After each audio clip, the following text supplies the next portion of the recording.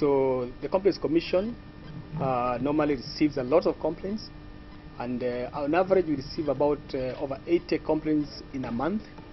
For instance, in the year 2021-2023, we received over about 1,003 complaints, and in the same year we subjected about 352 complaints under ADR, and we managed to assist and resolve complaints.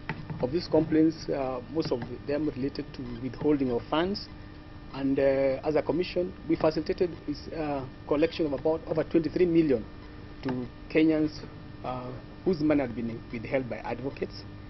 And this financial year, as from July 2022 to March 2023, we have subjected about 252 complaints, and we have facilitated the collection of over 6 million shillings to these Kenyans whose money had been held by advocates. Also, for statistical purposes, we have also managed to file between July and March 31st this year, filed 114 charges before the Advocacy Committee, in which we are trying to charge advocates. Last financial year, we filed 212 complaints, and out of these, some advocates have been struck off or suspended. And last financial year, we had 5 advocates suspended and 2 struck off. And this year, we have had 3 advocates suspended and 5 struck off, although some of them have got what is called suspended sentence. They have given conditions upon which they must meet, which I think is the issue of payment of money. If they pay, then the sentences will not come into effect. But if they fail, then they will be struck off the roll. So the other thing we are doing today in particular is to inform clients, members of the public, how do you relate to an advocate, how do you choose an advocate.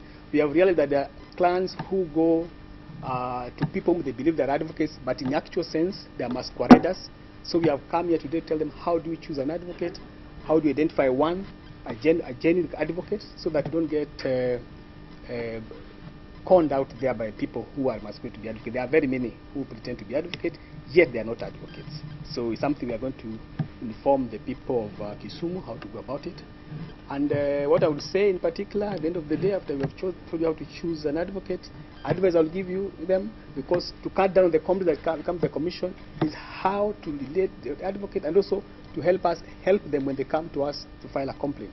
In particular, things I would want them to do at all times: ensure when you go to an advocate, make sure you sign a fee agreement or an agreement on how the fees will be paid between you and the advocate. Always ensure you keep a record of every document you sign at the advocate's office. Keep your own file of the documents. Have it so that in the event there is a problem, you'll have documents to rely on. As Kenyans, how to relate with advocates, how to relate with lawyers, it's almost becoming a way of life that in every family or every person in Kenya, you may this day require an advocate, just like the way you require a lawyer, a doctor. And if you don't know your right or how to relate with your advocate, you may run into problems. We have heard or we have seen people who have had problems with advocates. We have heard or seen people who don't even know where to get or find an advocate.